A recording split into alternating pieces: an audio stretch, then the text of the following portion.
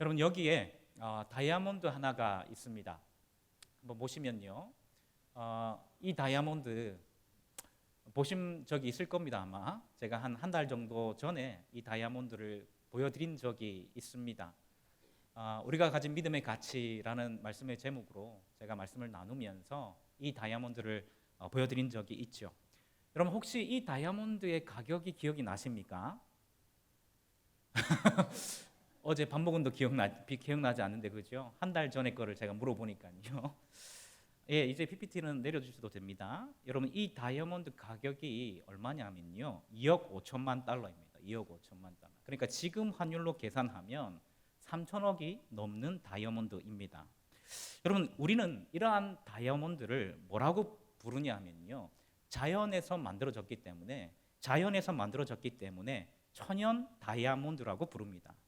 여러분 이 천연 다이아몬드가 수량이 많을까요, 적을까요? 예, 적습니다. 그러니까 당연히 가격이 비쌀 수밖에 없는 거겠죠.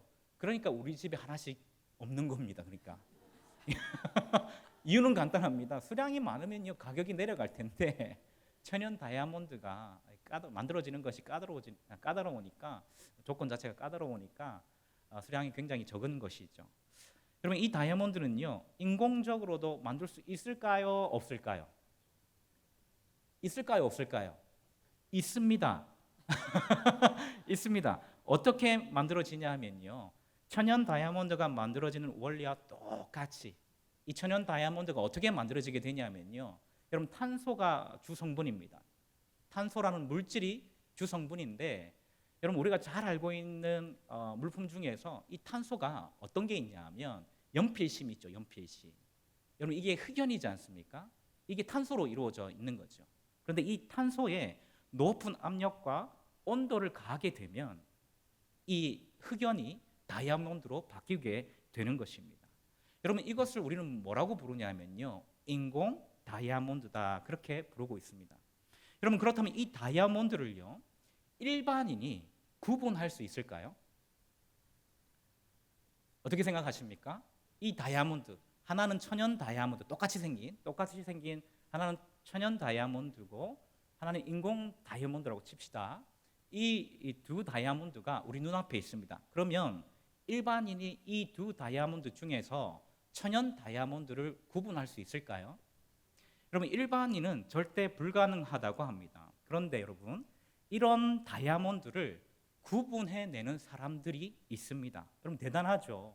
어떤 사람들이냐면요, 보석을 전문적으로 감정하는 감정사들입니다. 여러분 이 사람들은 이 둘을 어떻게 구분할까요? 여러분 이 사람들이 이 둘을 구분할 수 있는 이유는 특별한 훈련을 받기 때문입니다. 여러분 보석 감정사들은요 어떻게 훈련을 받냐면요, 진짜 다이아몬드만 일정 기간 동안 계속 보는 훈련을 받는다라고 합니다. 진짜 다이아몬드를 계속 보면서요, 진짜가 가지고 있는 다이아몬드의 고유의 빛깔과 입자와 질감을 계속 관찰하게 되니까 나중에는요 가짜를 보여줘도 구별해낼 수 있다라고 합니다. 쉽게 말하면요, 진짜를 보는 눈이 생긴 것이죠. 여러분 진짜를 보는 눈을 가질 때에 진짜 가치 있는 것을 선택할 수 있습니다. 여러분 이것은 우리 인생도 마찬가지죠. 우리 인생도 진짜를 보는 눈이 있을 때에 진짜 가치 있는 것을 선택할 수 있다는 것입니다. 그런데 여러분 우리 인생에 있어서 진짜 가치 있는 것을 볼 줄 아는 사람, 진짜를 보는 눈을 가진 사람은 어떤 사람일까요?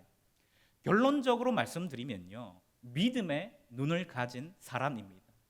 여러분 진짜를 볼 줄 아는 눈을 가진 사람은 어떤 사람이라고요? 믿음의 눈을 가진 사람입니다. 쉽게 말하면요, 어떠한 상황과 현실에서도 하나님만을 바라보는 사람입니다. 여러분 오늘 본문을 한번 보실까요? 여러분 오늘 본문을 보시면, 여러분 오늘 본문의 배경이 어떤 때이냐 하면 엘리사라는 선지자가 북이스라엘에 살았을 때입니다. 여러분 이 엘리사 선지자는요, 북이스라엘 9대 왕 요람부터 12대 왕 요아스에 이르기까지 50년간 북이스라엘의 선지자로 사역했습니다. 그때에 아람이라는 나라의 왕이 이 엘리사를 잡으려고요 군대를 보내서 엘리사가 있었던 도단이라는 도시를 포위했습니다. 여러분 15절에서 그렇게 말씀하고 있죠. 15절 말씀 제가 읽어드리겠습니다. 하나님의 사람의 사환이 일찍이 일어나서 나가보니 군사와 말과 병거가 성읍을 에워 쌌는지라, 이렇게 말씀하고 있습니다. 여러분 아람 왕이 굉장한 병력을 보냈습니다. 딱 봐도 많죠. 그냥 군사만 보낸 게 아니고 무엇과 무엇을 보냈습니까? 말과 병거도 함께 보냈습니다. 그런데 여러분 왜 아람 왕이 엘리사를 잡으려고 이 많은 군대를, 이 많은 병력을 보냈을까요? 여러분 그 이유는 이렇습니다. 당시 아람과 이스라엘은 뭐 하고 있었던 중이냐면요, 전쟁 중인 상황이었습니다. 어디서 이것을 잘 알 수 있냐면요, 오늘 본문 앞부분에 있는 8절 말씀을 보면 잘 알 수 있습니다. 여러분 이 8절 말씀 다 같이 한번 읽어볼까요? 시작. 그때에 아람 왕이 이스라엘과 더불어 싸우며 그의 신복들과 의논하여 이르기를 우리가 아무데 진을 치리라 하였더니, 여기에 보니까 이스라엘과 더불어 싸우며 이렇게 말씀하고 있죠. 그러니까 아람과 이 이스라엘이 전쟁 중인 그런 상황이었습니다. 여러분 아람과 이스라엘이 전쟁 중이었기 때문에 당연히 이 아람 왕은 이기기 위해서 무엇을 짰을까요? 전략을 짰습니다. 전략을. 이 신하들과 의논해서 전략을 짰습니다. 그런데 이 전략이요 자꾸 실패하는 것입니다. 왜냐하면 하나님이 이 엘리사 선지자를 통해서요 이 전략에 이스라엘이 넘어가지 않도록 하셨기 때문입니다. 여러분 9절과 10절 말씀을 보시면 잘 나와 있는데요, 우리 9절과 10절 말씀도 다 같이 한번 보실까요? 읽어보겠습니다. 시작. 하나님의 사람이 이스라엘 왕에게 보내 이르되 왕은 산과 아무 곳으로 지나가지 마소서, 아람 사람이 그곳으로 나오나이다 하는지라. 이스라엘 왕이 하나님의 사람이 자기에게 말하여 경계한 곳으로 사람을 보내 방비하기가 한두 번이 아닌지라, 이렇게 말씀하고 있습니다. 여러분 지금 이 9절과 10절 말씀의 상황이 이해가 되십니까? 그러니까 이 아람 왕은요 전쟁에서 승리하기 위해서 신하들과 뭘 짰어요? 전략을 짰습니다. 그런데 하나님께서 그 전략을 듣고요 누구에게 말해 주신 거예요? 이 엘리사 선지자에게 말해 준 겁니다. 이 엘리사 선지자는요 이스라엘 왕에게 그대로 이 이야기를 전달합니다. 그러니까 이 왕이요 그것에 대한 방비를 세우겠죠. 방책을 세우겠죠. 그러니까 이 아람 왕의 전략이 자꾸만 실패하는 것입니다. 그런데 이 일들이 한두 번이 아니고요 계속 반복되니까요, 심지어 이 아람 왕이 어떤 의심을 하냐면 자신들의 그 신하들 중에서 스파이가 있는 것은 아닌지를 의심합니다. 여러분 11절 말씀을 한번 보시면요, 11절 말씀, 이러므로 아람 왕의 마음이 불안하여, 여러분 당연히 불안할 수밖에 없겠죠. 전쟁 중인데, 그래서 전쟁에서 승리하기 위해서 전략을 짰는데 그 전략이 자꾸 실패하니까요. 그러니까 이 불안하여 그 신복들을 불러 이르되 뭐라고 말합니까? 우리 중에 누가 이스라엘 왕과 내통하는 것을 내게 말하지 아니하느냐, 이렇게 말하고 있습니다. 그러니까 너희 중에 스파이가 있어서 우리의 전략이 자꾸 노출되는 것 아니냐, 이렇게 묻고 있다라는 것입니다. 그러자 신하 중에 한 명이 뭐라고 이야기합니까? 12절에서 이렇게 이야기하죠. 우리 이 말씀 다 같이 한번 읽어볼까요? 시작. 그 신복 중에 한 사람이 이르되 우리 주 왕이여 아니로소이다. 오직 이스라엘 선지자 엘리사가 왕이 침실에서 하신 말씀을 이스라엘의 왕에게 고하나이다 하는지라, 이렇게 말씀하고 있죠. 여러분 무슨 뜻입니까? 우리에게 스파이가 있어서 그런 게 아니라 이스라엘에 엘리사라는 선지자가 있는데 그 사람이 왕이 침실에서 하신 말씀을 이스라엘 왕에게 고하기 때문이다라고 그렇게 보고하고 있습니다. 여러분 이 말을 들은 아람 왕은요 당장 그 엘리사를 잡아오라고 군대에게 명령을 했습니다. 그래서 오늘 본문의 상황이 일어나게 된 것입니다. 여러분 이런 상황에서 여러분 오늘 본문을 보시면 두 사람이 등장하는 것을 볼 수 있습니다. 한 사람은 누굽니까? 선지자 엘리사. 또 한 사람은 누구예요? 이 엘리사의 사환입니다. 여러분 사환은요 오늘날의 표현으로 이렇게 표현하자면 수행비서쯤 되는 것입니다. 수행비서쯤. 여러분 이 엘리사와 엘리사의 사환이 등장하죠.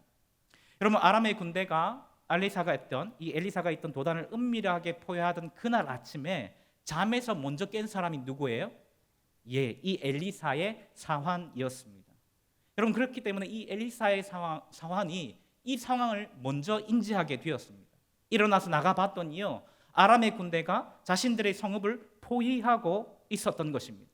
그것을 보고 이 사환이 어떤 반응을 보이고 있습니까? 여러분 15절 말씀 다 같이 한번 다시 읽어볼까요? 시작. 하나님의 사환이 일찍이 일어나서 나가보니 군사와 말과 병거가 성읍을 에워쌌는지라. 그의 사환이 엘리사에게 말하되 내 주여 우리가 어찌하리까 하니. 여러분 이 엘리사의 사환이 먼저 일어나서 그 상황을 봤습니다. 아람 왕의 군대가 자신들의 성읍을 둘러싸고 있는 모습을 보았습니다. 여러분 그러고 난 다음에 이 엘리사의 사환이 뭐라고 말하고 있어요? 내 주여 우리가 어찌하리이까, 이렇게 말하고 있습니다. 여러분 이 표현은요, 이 사환이 이 상황을 보고 두려워하고 있다는 것을 잘 보여주는 표현입니다.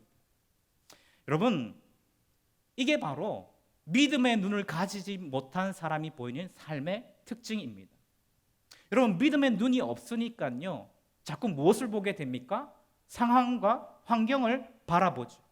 그리고 그 상황과 환경을 바라보면서 어려움이 있으니까요, 힘든 일들이 있으니까요, 두려워하고 무서워합니다. 그런데 여러분 진짜를 볼 줄 알았던 이 엘리사의 반응은 어떻습니까? 그런 사환에게 뭐 하지 말라고 말씀하고 있어요? 두려워하지 말라고 말하면서요, 희한한 말을 합니다. 자신들로 둘러싸고 있는 적들보다 우리 편이 더 많다는 것을 말씀하고 있죠. 여러분 16절 말씀 다 같이 한번 읽어볼까요? 시작. 대답하되 두려워하지 말라. 우리와 함께한 자가 그들과 함께한 자보다 많으니라 하고. 여러분 엘리사의 이 모습을 통해서 여러분 무엇이 느껴지십니까? 여러분 저는 이 모습을 보면서 엘리사의 당당함이 느껴졌습니다. 엘리사의 담대함이 느껴졌습니다. 여러분 생각해 보십시오. 지금 진짜 위험한 사람이 누구입니까? 엘리사의 사환입니까? 아니죠, 여러분. 진짜 위험한 사람이 누구예요? 엘리사입니다. 여러분 아람 군대가 지금 누구를 잡기 위해서 이 도단을 에워쌌습니까? 엘리사죠. 여러분 아마도 엘리사가 잡히면요, 10중 8구는 목숨을 잃었을 것입니다. 절체절명의 위기죠. 그런데 그런 위험 앞에서 오히려 엘리사는 당당했습니다. 여러분 이것이 바로 믿음의 눈을 가진 사람이 보이는 삶의 모습입니다. 그런데 여러분 엘리사가 어떻게 이렇게 당당할 수 있었을까요? 그 이유는요, 이 절체절명의 위기 속에서도 엘리사가 그 환경이나 상황이 아니라요, 보이지 않는 곳에서 역사하고 계시는 하나님과 그 하나님의 군대를 바라보고 있었기 때문입니다. 그래서 사환에게 두려워하지 말라. 우리와 함께한 자가 그들과 함께한 자보다 많으니라 라고 말을 했던 것입니다. 여러분 어쩌면 엘리사의 이 말을 들었을 때에 엘리사의 사환은요, 엘리사가 정신이 나갔다라고 생각할 수도 있습니다. 미쳤다라고 생각할 수도 있습니다. 왜 그렇습니까? 자기 눈에는 이게 보여요, 안 보여요? 보이지 않으니까요. 엘리사가 위기의 순간에 정신이 나갔구나라고 생각했을 수도 있습니다. 여러분 그때 엘리사가 어떻게 합니까? 사안을 위해서 기도합니다. 어떻게 되죠? 이 사안의 눈이 열리면서 엘리사가 봤던 군대, 하나님께서 보낸 그 든든한 군대를 이 사환도 보게 됩니다. 여러분 17절 말씀 다 같이 한번 읽어볼까요? 17절 말씀 시작. 기도하여 이르되 여호와여 원하건대 그의 눈을 열어서 보게 하옵소서 하니 여호와께서 그 청년의 눈을 여심해 그가 보니 불말과 불병거가 산에 가득하여 엘리사를 둘렀더라. 아멘. 사랑하는 여러분, 이 시간 저는 저와 여러분의 삶을 한번 되돌아봤으면 좋겠습니다. 여러분 우리는 우리의 삶의 자리에서 어떤 모습으로 살고 있습니까? 엘리사의 상황과 같이 믿음의 눈이 없어서 자신의 환경과 처지를 보고 두려움에 떠는 삶입니까? 아니면 엘리사와 같이 하나님이 나와 함께 하시고 계시기 때문에, 하나님이 나를 보호하시고 인도하시기 때문에 어떠한 환경과 상황 가운데에서도 당당한 삶입니까? 사랑하는 여러분, 저와 여러분이 엘리사와 같이요 믿음의 눈을 가지고 살아갈 수 있기를 주님의 이름으로 축복합니다. 여러분 하나님은 우리와 항상 함께 하시는 분이십니다. 임마누엘, 하나님이 우리와 함께 하시고 계시기 때문에 어떤 환경이라 할지라도, 어떤 상황이라 할지라도 하나님은 우리를 도와주실 것입니다. 여러분, 이 사실을 믿으시기를 바랍니다. 여러분, 물론 이것을 믿는 것이 쉽지 않은 일이지요. 여러분, 되돌아보면요, 저도 엘리사와 같이 살기보다는요, 이 상황과 같이 살 때가 참 많이 있었습니다. 여러분, 제가 대학교를 다닐 때의 일이었습니다. 여러분, 혹시 기억하실런지 모르겠습니다. 제가 대학교를 몇 년 동안 다녔다고요? 어떻게 알고 계세요? 부끄러운 일인데요. 부끄러운 일인데 제가 대학교를 10년 정도 다녔습니다. 여러분, 제가 대학교를 다녔을 때의 일입니다. 여러분, 대학교에 들어가면 등록금이 얼마나 부담스럽습니까? 여러분, 등록금을 내고 돌아서면 또 등록금을 낼 날이 다가오더라고요. 제 체험적으로, 제 경험적으로 그렇게 느껴지더라고요. 여러분, 저는 제가 학비를 마련해야 했기 때문에요, 대학에 입학한 그 순간부터 다음 학비 걱정을 했었습니다. 그리고 학비와 이 생활비를 벌기 위해서요, 아르바이트를 했어야만 했습니다. 그런데 여러분, 알고 계시죠? 여러분, 교회를 다니는 사람들이 아르바이트를 하기가 참 힘듭니다. 왜냐하면 교회를 다니는 사람들은 그냥 사회생활만 하는 것이 아니고요, 그냥 학교만 다니는 것이 아니고 교회 봉사도 해야 되지 않습니까? 여러분, 그런데 이 청년들에게 여러분, 그 봉사하는 그 일들이 굉장히 많이 주어졌었거든요. 그러니까 그런 봉사도 섬겨야 되고 학교도 다녀야 되고 그러면서 아르바이트도 해야 되다 보니까요, 시간적으로 넉넉하게 일을 할 수가 없는 그런 상황이었던 것이죠. 여러분, 결과가 어떻게 되었을 것 같습니까? 여러분, 학비는 고사하고요, 생활비를 충당하기도 굉장히 벅찼습니다. 또 아르바이트를 하다가요, 여러분, 시험도 제대로 못 쳐서 1학년 1학기 때에 여러분, 제가 뭘 받냐면요, 학사 경고를 받게 됩니다. 여러분, 학사 경고가 뭔지 아십니까? 굉장히 무서운 겁니다. 여러분, 굉장히 무서운 겁니다. 여러분, 그 학점 중에서 F라는 게 있습니다. F라는 게 3개 이상이면 학사 경고가 뜨게 됩니다. 제가 그걸 받았다는 거 아니겠습니까? 여러분, 그런데 놀라운 일은 그 다음에 일어났습니다. 그때쯤이었습니다. 그때쯤에 교회 한 친구가 저에게 와서 이렇게 물어보는 거예요. 기철아, 너 2학기 때도 등록할 거지? 이렇게 물어보는 거예요. 그래서 제가 이 친구에게 솔직하게 이야기를 했습니다. 등록금이 없어서 등록 못할 것 같다, 그렇게 이야기를 했었습니다. 그렇게 하니까 여러분, 지금도 잊혀지지 않습니다. 이 친구가 씩 웃는 거예요. 씩 웃는 거예요. 그러면서 이 친구가 하는 말이 자기 아버지 회사에서 자기에게 장학금을 준대요. 그런데 자기는 이번에 휴학을 하고 다른 공부를 할 계획이니까 저보고 그 장학금을 받아서 등록하라는 것이었습니다. 여러분, 아버지가 저희 교회 집사님이셨거든요. 저도 잘 아는 분이셨습니다.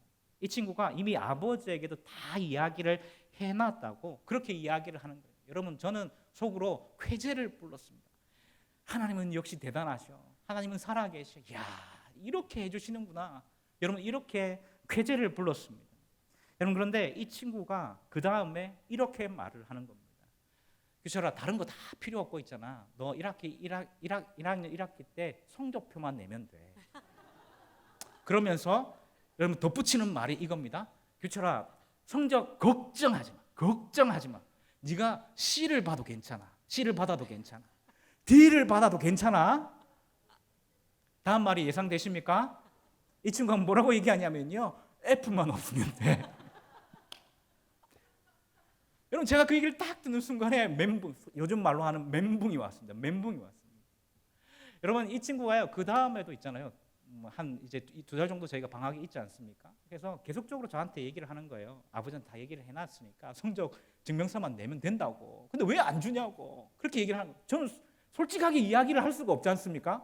내가 성적이 안 돼서 그 장학금 못 받는다, 이 말을 못 하겠는 거예요. 그래서 도망 다니다 결국에는 제가 어떻게 되었냐 하면 미등록 휴학으로 학교에서 제정을 당했습니다.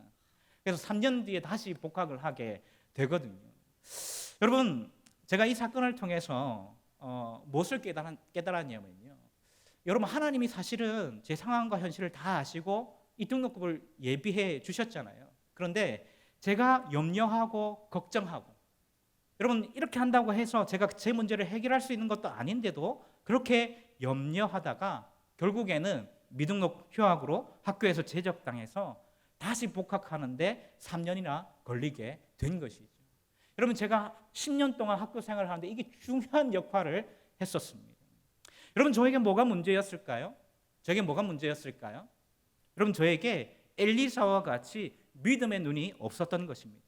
그래서 엘리사의 상황과 같이요, 환경만 보고 제 처지만 보고 두려워하다가 이런 일을 겪게 된 것이죠. 사랑하는 여러분, 이렇게 믿음의 눈을 가진 사람과 그렇지 않은 사람의 삶의 모습이 완전히 다릅니다. 사랑하는 여러분, 여러분은 어떤 삶을 살기를 원하십니까? 바라기는 엘리사와 같이 믿음의 눈을 가지고 어떠한 상황과 처지 가운데에서도 하나님을 바라보실 수 있는 저와 여러분 될 수 있기를 주님의 이름으로 축복합니다. 여러분, 그런데 어떻게 하면 우리가 믿음의 눈을 가질 수 있을까요? 여러분, 이게 중요한 것 아니겠습니까? 어떻게 하면 우리가 이 믿음의 눈을 가질 수 있을까? 여러분, 이런 믿음의 눈을 가지기 위해서는요, 우리에게 확실한 증거가 있어야만 합니다. 여러분, 믿음의 눈을 가지기 위해서 우리에게 뭐가 있어야 된다고요? 확실한 증거가 있어야 합니다. 여러분, 믿음의 눈은 어떻게 열리냐 하면요, 하나님이 보여주신 확실한 증거 위에 우리가 확신을 가지게 될 때에 열리게 되는 것입니다. 여러분, 그렇다면 엘리사에게도 이런 증거가 있었을까요? 예, 있었습니다. 그런데 엘리사에게 하나님이 보여주신 증거는요, 엘리사 개인의 체험적인 성격이 굉장히 강했습니다. 하나님은 엘리사를 사용해서요, 여러 가지 기적을 나타내시고 하나님의 뜻을 계시하셨을 뿐만 아니라 오늘 본문에서 말하고 있는 것처럼 엘리사를 통해서 아람과의 전쟁에서 이스라엘을 건져주셨죠. 여러분, 이 모든 것이 엘리사에게 보여주신 하나님의 증거였습니다. 엘리사는 이렇게 하나님을 경험했고요, 체험했고요, 하나님의 살아계심을 확신하게 되었습니다. 사랑하는 여러분, 그렇다면 우리에게도 하나님이 보여주신 확실한 증거들이 있을까요? 오늘날을 살아가고 있는 저와 여러분들에게도 이런 증거, 하나님이 보여주신 증거들이 있을까요? 예, 있습니다. 그런데 우리에게 보여주신 하나님의 증거는요, 엘리사와 때와는 약간 차이가 있습니다. 여러분, 엘리사가 살았던 구약 시대에는요, 하나님이 선택하셨던 몇몇 사람만이 믿음의 눈을 가지는 경우가 많았습니다. 그리고 그 사람들과 관련된 몇몇 사람들에게 이 믿음의 눈이 열리는 경우가 많이 있었습니다. 특별히 오늘 본문에서도 엘리사가 엘리사의 사환을 위해서 기도하니까 어떤 일이 벌어져요? 이 엘리사의 사환의 눈이 열려서 그들을 둘러싸고 있었던 하나님의 군대를 보게 되었다, 그렇게 말씀하고 있지 않습니까? 여러분, 그런데 지금은 어떨까요? 오늘날을 살아가고 있는 지금은 어떨까요?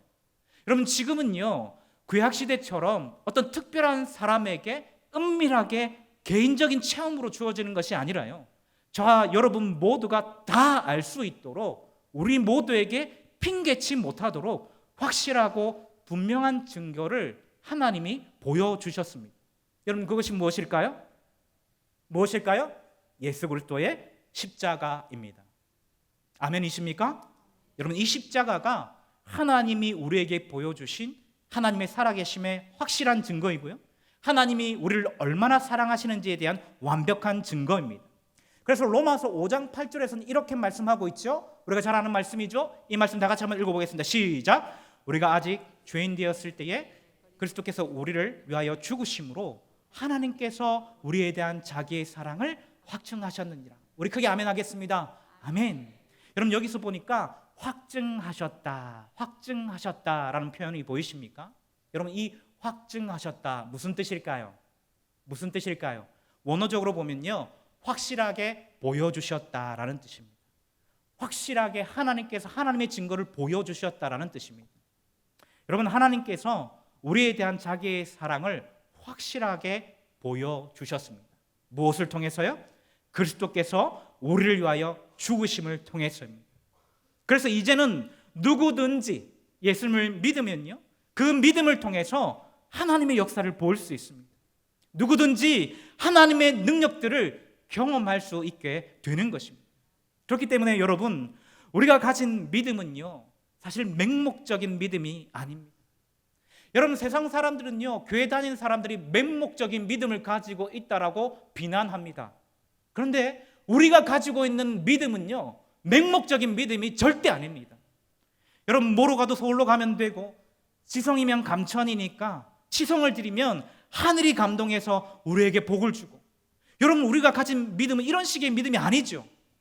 여러분, 우리의 믿음은 하나님이 주신 분명한 증거 위에, 다시 말하면 예수 그리스도의 십자가 위에 내가 그 십자가를 믿고 확신함으로 세워진 믿음인 것입니다. 그렇기 때문에 이 확실한 하나님의 증거와 확신이 있을 때에 우리에게도 엘리사와 같은 동일한 믿음의 눈이 열리게 되는 것입니다. 어떤 상황에서도 두려워하지 않고요, 하나님을 바라보고 하나님의 선한 인도하심을 기대하면서 기도하면서 인내하는 삶을 살아가게 되어 있다는 것입니다. 여러분, 한번 볼까요? 여러분, 로마서 8장 18절 말씀 다 같이 한번 읽어보겠습니다. 로마서 8장 18절 시작. 생각하건대 현재의 고난은 장차 우리에게 나타날 영광과 비교할 수 없도다. 여러분, 이 말씀이 보여주는 것이 무엇일까요? 현재의 바울과 로마서의 수신자들인 이 로마교회 성도들에게 고난이 있다라는 것입니다. 아마도 그 고난은요, 엘리사가 겪었던 절체절명의 위기와 다르지 않을 수 있을 것입니다. 왜냐하면 예수를 믿는다는 이유로 수많은 사람들이 목숨의 위협을 받았고요, 그때 당시에 실제로 수많은 사람이 목숨을 잃었기 때문입니다. 그래서 바울은 이렇게 말씀하고 있죠. 8장 35절, 로마서 8장 35절입니다. 이 말씀도 같이 한번 읽어보겠습니다. 시작. 누가 우리를 그리스도의 사랑에서 끊으리요? 환난이나 공고나 박해나 기근이나 적신이나 위협이나 칼이랴. 여러분, 계속해서 바울은 자신들이 겪고 있는 또 앞으로 겪게 될 고난에 대해서 말하면서요, 그럼에도 불구하고 그것들이 우리를 그리스도의 사랑에서 끊을 수 없다라고 말씀하고 있습니다. 환난이나 공고나 박해나 기근이나 적신이나 위협이나 칼이냐, 누가 우리를 그리스도의 사랑에서 끊으리요? 이렇게 말씀하고 있습니다. 여기 나오는 이 모든 표현들이요, 예수님을 믿어서 겪게 될 모든 종류의 고난을 의미하는 것입니다. 여러분, 그 고난 끝에 칼이 언급되고 있습니다. 칼. 무엇을 의미하는 것일까요?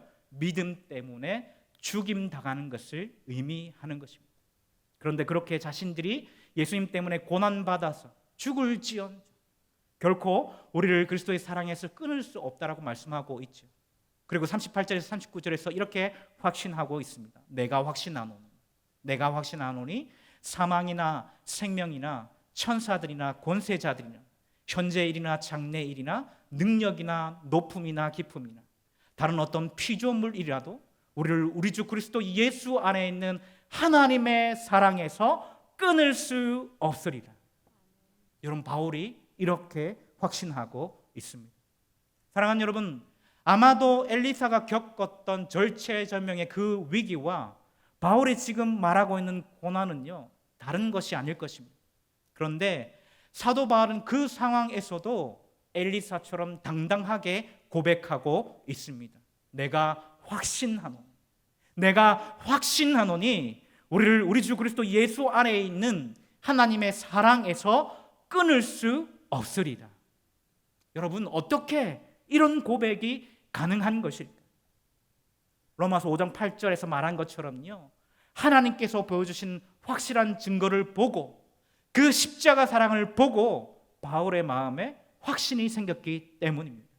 그러니까 바울에게 엘리사와 같은 믿음의 눈이 열려서요, 하나님만 바라보고 이렇게 당당하게 고백하는 것입니다. 내가 확신하노니 우리를 우리 주 그리스도 예수 안에 있는 하나님의 사랑에서 끊을 수 없으리라. 사랑하는 여러분, 이 고백이 저와 여러분들의 고백이 될 수 있기를 주님의 이름으로 축복합니다. 사랑하는 여러분, 혹시 이 자리에 아직까지 나는 믿음의 눈이 열리지 않았다라고 생각하는 분들이 계십니까? 여러분, 그렇다면 어떻게 하면 될까요? 여러분, 하나님의 증거는 분명하죠. 여러분, 변하지 않습니다. 진리이기 때문에 변하지 않습니다. 여러분, 어떻게 하면 우리의 믿음의 눈이 열릴까요? 그러면 나의 확신, 하나님의 증거 위에 나의 확신을 강화시키면 되는 것입니다. 여러분, 그런데 어떻게 하면 나의 확신이 분명히 세워질 수 있을까요? 하나님의 그 증거 위에 분명히 세워질 수 있을까요? 여러분, 어떻게 하면 되냐면요, 바울이 그랬던 것처럼 십자가의 은혜와 사랑을 깊이 묵상하고 그 은혜를 깨닫고 부활의 능력을 경험할 때에 세워지는 줄로 믿으시기를 바랍니다. 여러분, 그런데 이게 혼자서는 잘 안 됩니다. 여러분 혼자서는 잘 안 돼요. 여러분 그래서 뭐가 필요하냐면요, 말씀을 배우는 자리, 말씀을 배우는 자리에 우리가 늘 있어야 될 필요가 있다라는 것입니다. 사랑하는 여러분, 지난주로 우리 교회 상반기 사역이 모두 마쳤습니다. 그런데 그 사역 중에서요, 2월에 했었던 힐링 캠프와 기도 캠프, 그리고 지난주에 종강한 구역장 및 권찰 모임, 그리고 제자 훈련은요, 다 어떤 자리일까요, 여러분? 말씀을 배우는 자리입니다. 사랑하는 여러분, 될 수 있으면 우리가 이 말씀을 배우는 자리에 있어야 된다는 것이죠. 여러분 왜 그렇습니까? 그때에 바울이 그랬던 것처럼 하나님의 깊은 은혜를 깨닫고 확신을 가질 수 있기 때문입니다. 사랑하는 여러분, 저는 우리 모두가 말씀을 배우는 자리에 있을 수 있기를 주님의 이름으로 축복합니다. 특별히 저희 교회에서는요, 7, 8월에 리더 캠프가 있고 또 힐링 캠프가 있고요, 기도 캠프가 있습니다. 또 하반기에 제자 훈련이 시작될 것입니다. 여러분 이름은 다르지만 이 모든 사역들은 우리가 하나님의 말씀을 배우는 자리이고요, 우리의 확신, 분명한 그 진리 위에, 분명한 그 하나님의 증거 위에 우리의 확신을 강화시킬 수 있는 좋은 기회가 되는 자리입니다. 여러분 이 자리에 될 수 있으면 많은 분들이 참여하셔서요, 하나님이 주시는 그 말씀이 주는 그 믿음의 확신을 가지고, 그리고 이 세상을 살아가면서 우리의 믿음이 열려서 하나님의 역사를 경험하는 복된 인생이 될 수 있기를 주님의 이름으로 축복합니다. 여러분 이것이 진짜 행복이라는 것을 여러분 믿으시길 바랍니다. 우리가 살아가면서요, 우리가 건강한 것도 중요한 일이지만, 우리에게 먹을 양식이 있는 것도 중요하지만요, 우리가 믿음의 사람이기 때문에 우리가 가진 그 믿음을 통해서 하나님이 우리와 함께 하시는구나, 하나님이 우리를 통해 일하시는구나 라는 것을 보게 되는 것만큼 우리에게 행복한 일이 없는 거예요. 여러분 이런 행복한 삶이 우리 가운데 날마다 이루어지려면요, 우리 가운데 믿음의 눈이 열려야 된다는 것이죠. 여러분 이 믿음의 눈이 열리기 위해서는 뭐가 필요하다고요? 하나님의 말씀, 하나님의 증거가 필요하고, 그 증거 위에 우리의 확신을 세우는 것이 필요합니다. 여러분 이 확신을 여러분 우리 스스로가 세우는 것은 굉장히 힘듭니다. 그러니까 말씀의 자리, 우리 교회에서 준비한 이 말씀의 자리에 여러분들이 다 나오셔서 이 말씀을 통해서 믿음의 눈이 열려지는 역사가 일어나기를 소원하고요, 그 믿음의 눈이 열려져서 하나님이 우리가 늘 동행하시는 것들을 경험하고 그 믿음의 확신 가운데 거하면서 하나님이 주시는 그 은혜를 풍성히 경험하는 저와 여러분들 될 수 있기를 주님의 이름으로 축복합니다. 기도하시겠습니다.